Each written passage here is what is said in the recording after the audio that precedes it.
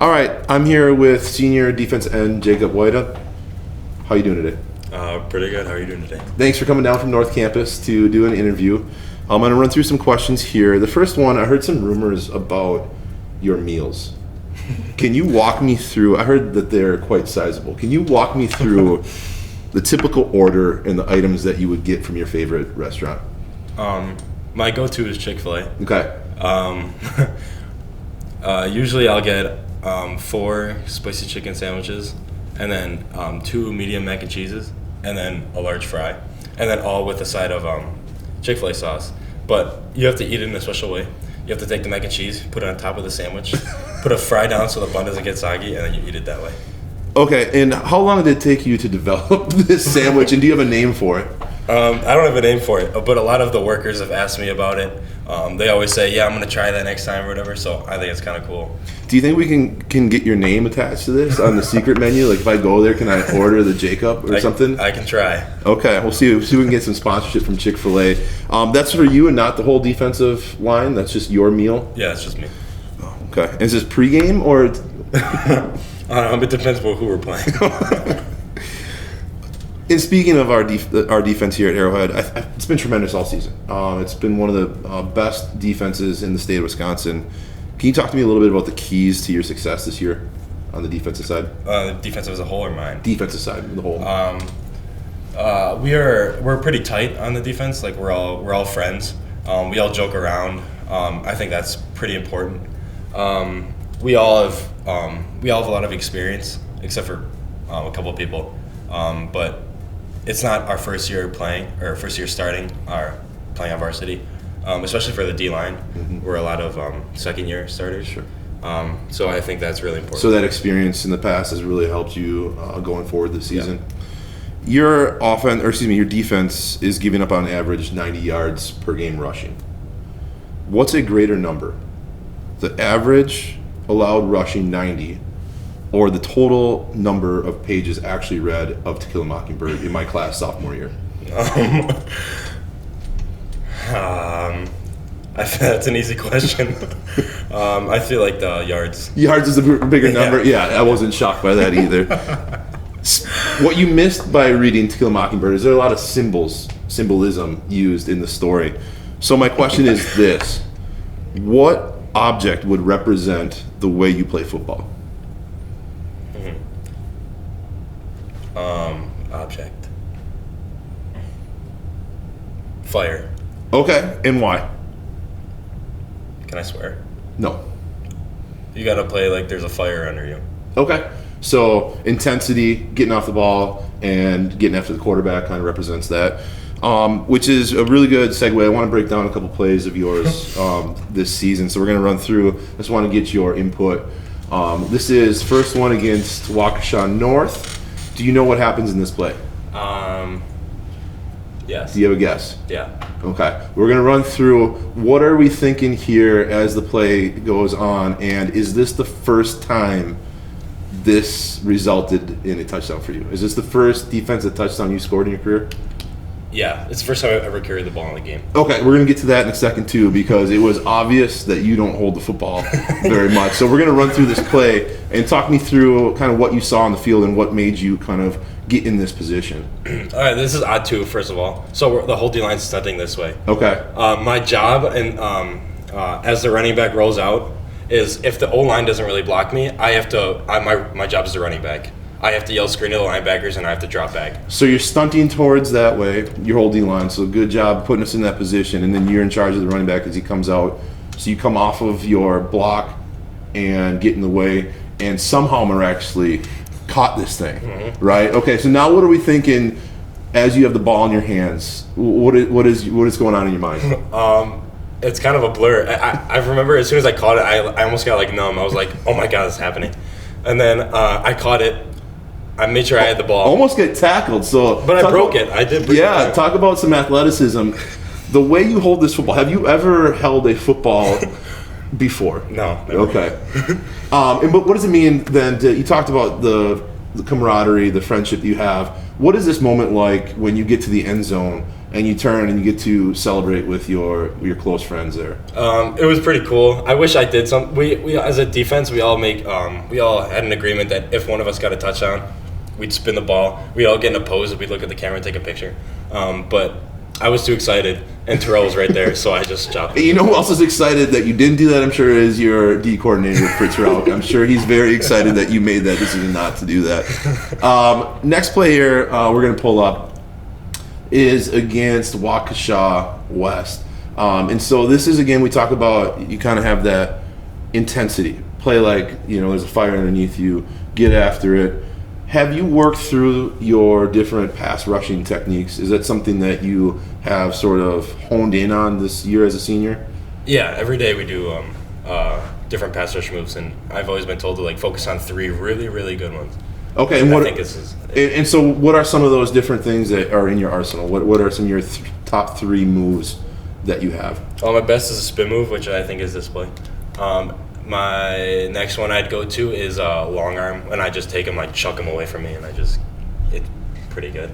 And then my next one would just be a chop, flip my hips, hit his shoulder, and rip. Okay, so you're talking about a pretty good arsenal, right? So the spin move, which we're going to take a look at, you're really relying on your athleticism, right? Speed, athleticism. The long arm, you're going to talk about just more strength, right? Being able to do that. And then the chop, rip through kind of a little bit of a combination of both, right? So we're going to play this through and just kind of talk about how do you execute this? How do you set this up? And how do you know when to go to this move? Starting off, as soon as I see it's a pass, I have to obviously go outside. That's my lane. I cannot go inside or else I'll get yelled at in film. Okay. It's not fun. So in this one, I fake that I'm stepping inside. Can we run this back quick? Here we go. I fake step inside, and as soon as I fake a step inside and I see that he goes that way, I have to chop with my right arm and spin, and my other arm will always come around and try to hit his helmet, so his helmet ducks down and there's no way he can recover. Tremendous effort, tremendous play. Again, hopefully we see more of it this Friday. Now, as we transition away from these plays, I want you to kind of think back. You're a senior, you're in the postseason. I know the season's not done yet, but as you kind of look back right now through your high school career, what are 1 or 2 memorable moments that are going to stay with you as you transition away from Arrowhead? I'll say every Thursday, the D line and O line goes out to dinner. And is basically keeping Chick-fil-A in business with the... No, we go to Buffalo Wild Wings. Oh, okay. That's even crazier. Okay. But I'll always miss that. I'll always miss our team talks that we'll have before and after practice. They're always interesting. Someone's always in an argument, and there's always one person we pick on. My pick 6, I'll always remember that. Awesome.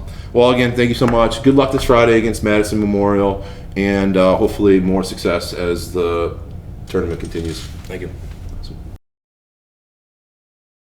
All right, I'm here with Fritz Rauch, the D coordinator here at Arrowhead. Thanks for joining us for this interview. Absolutely. Let me just start. Where did you grow up? Grew up in Marquette, Michigan. I was born in Sturgeon Bay, Wisconsin, but we moved up immediately after 2 weeks after I was born. Grew up in Marquette, Michigan. Went to Marquette High School, and then went to Northern Michigan University. Did you play football? I did. I played football at Northern Michigan for Herb Grenke, who is a Wisconsin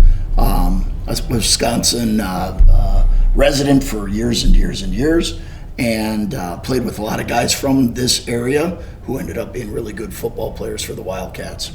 Then went on to become an English teacher, correct? Correct. And then first place of employment, is that Zion? Zion, Illinois. I started teaching in Zion, Illinois in 1989. I was an English teacher, was teaching freshmen, and then I was the sophomore JV defensive coordinator. And I think I spent 3 years in that position, 1 year as the head freshman coach, and then was the varsity defensive coordinator my last year there. I think that's how it went. And then people around the state of Wisconsin, if they're into football, they know your success over at Homestead. I think 20 plus years there. Yep. Coming over to Arrowhead, it's fair to say that football's been a big part of your life growing up, and then obviously as a teacher coach. My question then is, what is it about the game of football that year in and year out still fuels that passion? Yeah, I think that's a great question. I think it's about, the opportunity to help young men become better, more mature, growing men. They don't leave us as children and become men, but it's all part of that process. Football, it's a cliche, but football is a great way to teach some of the lessons about life. When we talk about sports, we talk about how you become a teammate. Well, in life, you have to play with others in order to be successful. We talk about overcoming adversity. The adversity that you face in sport is pretend, but it still prepares you for the adversity you face in life. And so that still gets me going. But I would be a liar if I didn't say the competition and the opportunity to coach on Friday nights for great schools against great opponents. That's still a lot of fun too. Awesome. One thing that has changed over the last couple years is that you've had your daughter on the sidelines. Yeah. She started managing for us last year at the freshman level. She continued to do that on the varsity. Can you talk a little bit about, as a father and a coach, to share those experiences with your daughter? Yeah, I think it's really cool to carve out. For anybody who is a parent of a high school sophomore or teenager, they know this.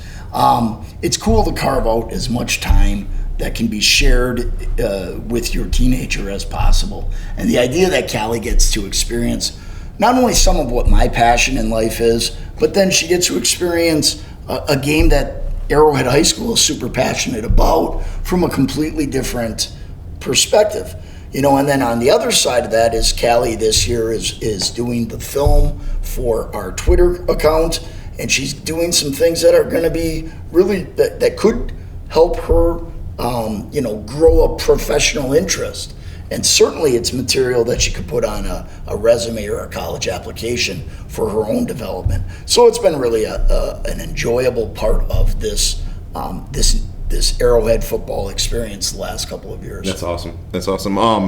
You talked a little bit about teaching like the young men as sort of some of the things that help kind of fuel that passion. I talked to Coach Harris, the head coach here last week. He talked about you in particular, about he hasn't seen somebody be able to teach the game of football in a way that you do it. What is it about your teaching style, whether it's on the football field or in the classroom, that allows you to connect in the way you do to your students and athletes? Well, first of all, that's a really high compliment for Coach Harris. I'm glad that he feels like that. That's another really good question. I think, like lots of teachers, we get into teaching with either saying, this is how I was impacted by coaches, or this is how I was, positively affected in a classroom. I'm going to mimic that behavior. And in some cases, it's, boy, oh boy, I didn't get this as a player or as a student, and so now this is how I'm going to approach it. And I think I'm probably like most teachers, most adults, I had good experiences and bad experiences. But what I try to do as a teacher, what I try to do as a coach is break things down as much as possible in order for people to understand the parts and then start to put those parts together in wholes, in the whole picture. I think football has become a very, very complex game.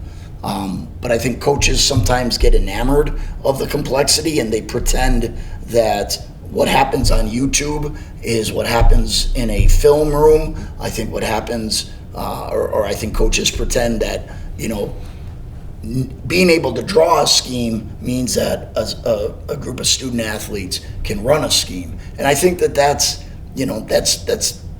false. It's not true. You have to know the room. You have to be able to read what kids can handle. I've always said that I believe in the KISS theory, right? Mm-hmm. Well, lots of people say keep it simple, stupid. Well, I don't like the word stupid, especially when we're talking about children. So I say keep it simple, smart, right? We're gonna do things that make sense in terms of how I develop the logic of the installation, but we're going to do things that are smart. We're going to try to take away the opponent's best threat. We're going to do things that build on each other. So every week we try to install something slightly new, but it doesn't come out of who we are. Sure. I don't believe that in either the classroom or in a football structure that you grow people by doing things that are completely different from who you are. You repeat things and then you add, and then you repeat things and then you add. And that's what my teaching strategy is, and I think that's probably what my coaching strategy is. And you talked about, the teaching part of it, but you also ended the competition part of it, right? Yeah. Fridays in October, trying to get to that November. You've been in a lot of postseason games. As you talk about the keep it simple, smarter, what are those keys defensively that is going to allow Arrowhead to keep moving on in this postseason? Well, number one, it all comes back down to the kids and how they are taking care of their bodies and how they are preparing themselves, not just in football, but as student athletes, obviously. And that's such a key part of it, is just the kids and how they manage this time of the year. As for an adult, I think we have to understand that it is a grind on everyone, not just the kids, but on the staff. And every week is another plus period of that grind. So we have to be protective of our time. We have to be protective of our energy.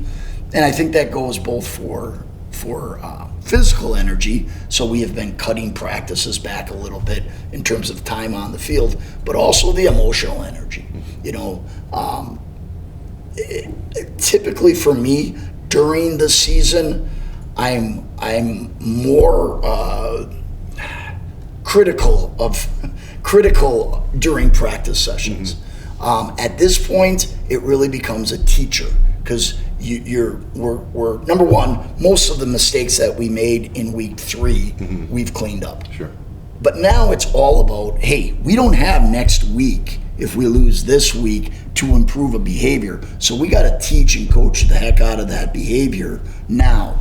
And I know even Callie has said that on my game demeanor is always different when it's bigger games. Again, when you play opponents where sometimes it's not ever a given that you're going to win the game, but you're pretty confident. Those are typically the games that I get the most emotional and the most frustrated and sometimes the most angry, because I expect us to reach a level of performance. When you're playing quality opponents, and certainly in the playoffs you're seeing quality opponents, then it's a little different. Then it's like, hey, we got to teach our way through this. We got to coach our way through this. We got to communicate our way through this. And so in order to do that, everyone, and myself as the lead, everyone's got to have a clear head. And so you can't lose yourself in emotion and lose the thought and the process of what you're trying to accomplish in order to get angry or frustrated or whatever the emotion is on the field. Well, I'm glad you guys are going to keep the emotions in check, because I know our student section is going to be emotional. I know the fans are going to be emotional. We have a level 2 playoff game against Madison Memorial. It's going to be an awesome setting for high school football. Thanks so much for taking the time to sit down with this interview. Absolutely. Go Hawks. Go Hawks.